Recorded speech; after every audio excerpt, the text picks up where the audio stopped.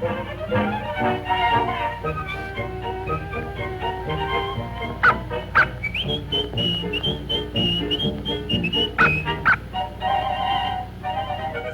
Halibut, Mr. Halibut, phone call for Mr. Halibut.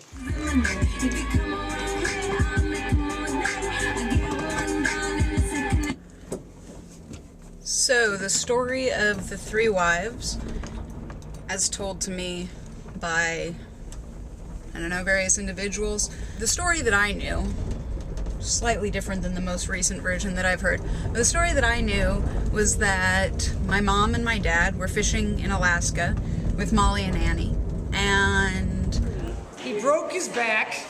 No, he didn't break his ribs. He broke his ribs. He could have broken his back, but we were lucky he only broke his ribs. And he was a stubborn ass, and he wouldn't go to the doctor because his wife backed him up on that one. They were walking in towards their cabin. It was the end of the day. And I massaged his feet for hours, and the groaning sounds. And he was so happy. And, they're like tired. They've got this halibut behind them. They're kind of slugging along. Nobody's talking. She did massage his feet, for and hours. he loved it. But I want to tell you, it did not happen on the boat with the three wives. No. The massage was in the house on the single bed. And there's these guys out fishing in the bay, and the water's totally calm, and so they don't realize that everything they're saying can be heard. Story of the three wives, take 2. Go for it.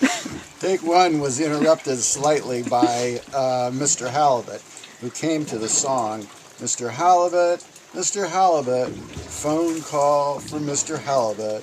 Mr. Herring was on the line, and was he? Anyway, so one day I was sitting out on my neighbor's porch, and I was fixing, I got a fish!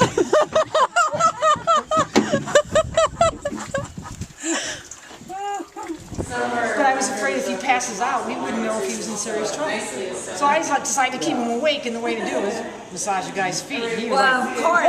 whoa, and you should have heard him. I mean, it was getting a little obscene there, actually.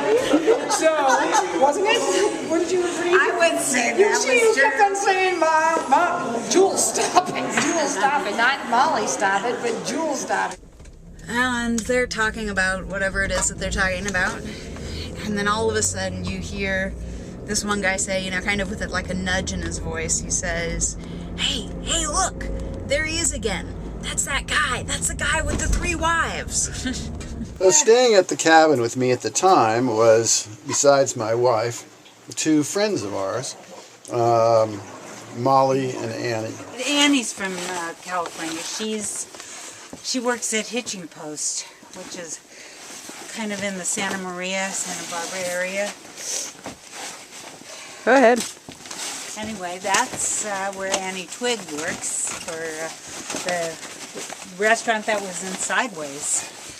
And then Molly Priest used to work at Genoa and for other people, and she's one of the best cooks I've ever met in my entire life. Well, it's kind of unusual. Well, it's highly unusual for 3 women to be up here in Alaska. Usually it's a kind of an all-male thing. And they had obviously been discussing the situation, which was generally known, that I only had a 1-bedroom cabin.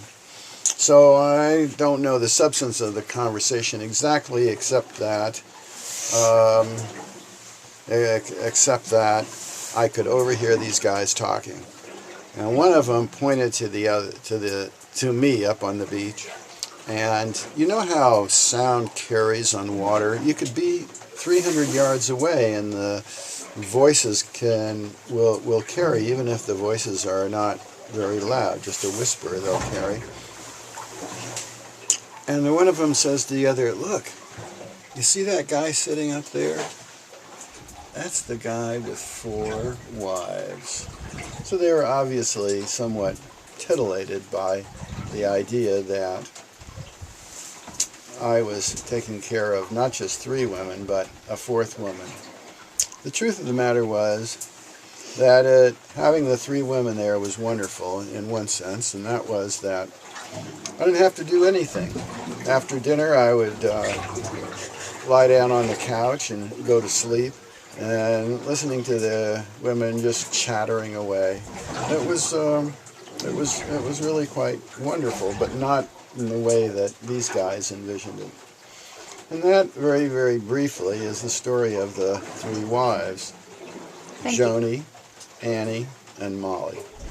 Oh, my dad cracked up and he loved it. And they got back to the cabin and they,